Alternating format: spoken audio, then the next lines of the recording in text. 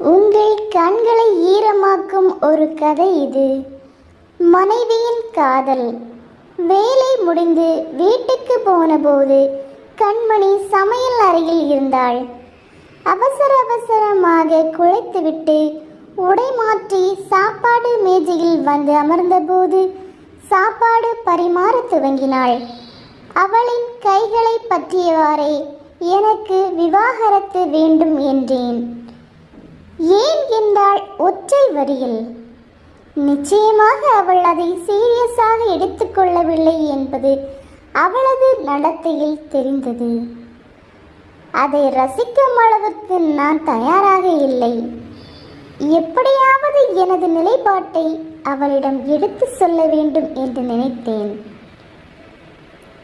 அலுவலகத்தில் என்னுடன் வேலை பார்க்கும் ஆன்சியை 2 வருடமாக காதலிக்கிறேன்.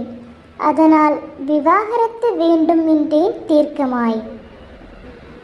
எதுவுமே பேசவில்லை அவள். திடீரென நட்டாற்றில் அவளுடன் சேர்த்து என் மகனையும் விடுவதாய் என் மனம் குத்தி காட்டியது. குடியிருக்கும் வீடு, கார் மற்றும் சொத்தின் 30% அவளுடையது என எழுதப்பட்டிருந்த பத்திரத்தை மறுநாளே அவளிடம் நீட்டினேன். எரிமலையாய் சீறினாள். பத்திரத்தை வெறிகொண்டு கிழித்தெறிந்தாள்.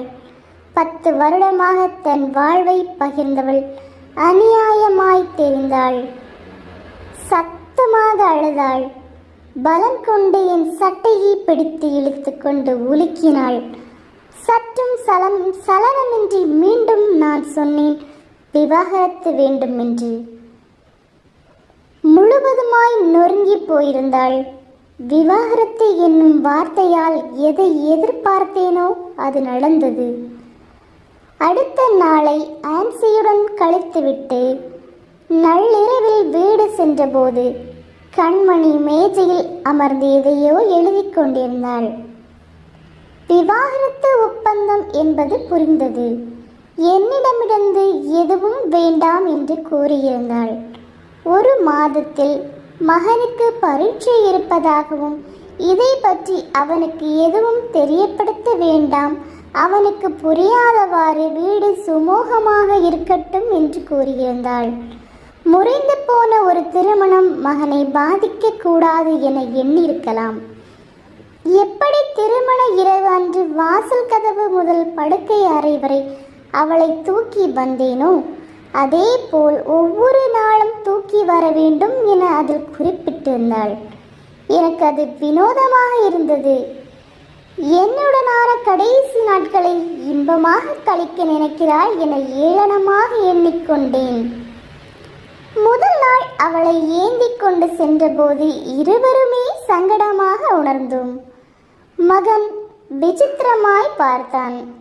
கடந்த 9 ஆண்டுகளாக அவன் தனது தாய் தந்தையை இப்படி ஒரு அந்யோன்யமாய் பார்த்ததில்லை என்பது எனக்கு உறுத்தலாகவே இருந்தது. அப்பா அம்மாவை தூக்கி செல்கிறார் என குதூகலித்தான். நமது விவாகரத்தை பற்றி அவனுக்கு தெரிய வேண்டாம் என கூறினாள். படுக்கையில் இறக்கிவிட்ட போது எங்கோ பார்த்தபடி திருமணத்தன்று இருந்த உணர்வுகள் மங்கி போயிருந்தது தெரிந்தது. அவளை தூக்கும் போது இன்னும் லகுவாக இருந்தது. உரிமையுடன் மார்பில் துவண்டிருந்தாள். அவளது கூந்தலின் மனம் ஏதேதோ செய்தது. நீண்ட நாட்களாக அவளை நான் ரசிக்கவில்லை என்பதை உணர்ந்தேன்.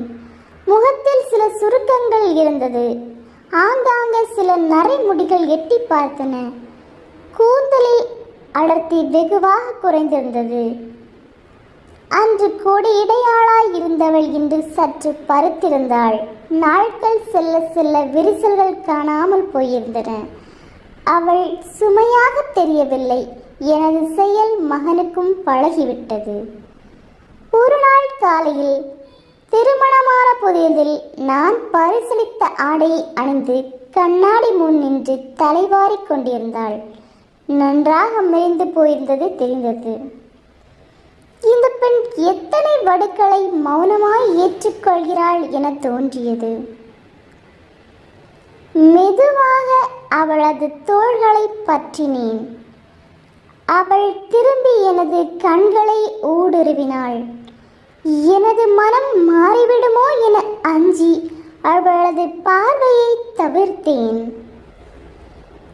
இன்று அம்மாவை தூக்கவில்லையா என்றான் மகன். அவனை பொறுத்தவரை அது வாழ்வில் ஒரு அங்கமாகவே மாறிவிட்டது. நான் தூக்கிய போது கைகளை வளைத்து கழுத்தை இறுக பற்றி கோர்த்து கொண்டாள். பிடிமானத்தை நான் இறுக்கிய போது அவள் சொகுசாக என் மார்போடு அணைந்து கொண்டாள். திருமண நாளன்று காதல் தழும்ப நடந்தது போலவே ஒவ்வொரு அடியாக மெதுவாக எடுத்து வைத்தேன். நாட்கள் வெகுவாக உருண்டோடியது. கடைசி நாளில் கண்மணி என்ற பெண் மீதினில் உள்ள என் காதல் என்னை ஒரு அடி கூட நகர்த்த விடவில்லை. அவசரமாய் அவளை கையில் இருந்து இறக்கிவிடக் கூடாது என நினைத்தேன். திருமண இரவில் அவளை ஏந்தியபடி மரணம் வரை உன்னை பிரியமாட்டேன் என எனது வாக்குறுதி இனிமையாக நிழலாடியது. மென்மை மாறாமல் கண்மணியை படுக்கையில் இறக்கிவிட்டேன். ஆன்சியிடம் விரைவாக சென்று கண்மணியை கைவிடும் எண்ணம் எனக்கில்லை. என் வாழ்வும் என் மரணமும் அவளுடன் தான் என முடிவாய் சொன்னேன். அவளுடைய பதிலுக்காக நான் காத்திருக்க எனக்கு தோன்றவில்லை. பூக்கடையில் கண்மணி மிகவும் விரும்பிய வெள்ளை ரோஜாக்கள் நிரம்பிய பொக்கேயை வாங்கி கொண்டு "You are my wife" என எழுதி கண்மணியை நோக்கி விரைந்து ஓடினேன்.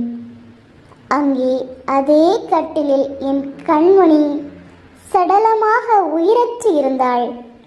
கடந்த சில மாதங்களாக அவள் புற்றுநோயுடன் போராடி கொண்டிருந்ததை அவளது தோழி அப்போதுதான் என்னிடம் சொன்னாள்.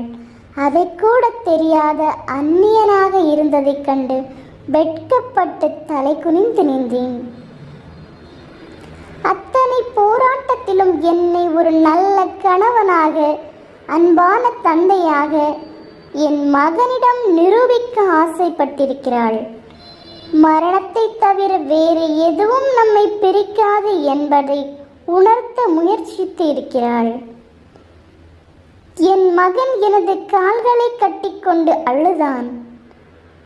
"கண்மணி, இனி எனது வாழ்வு நம் பிள்ளைக்கானது" என அவனது மனதுக்குள் சொல்லிக் கொண்டான்.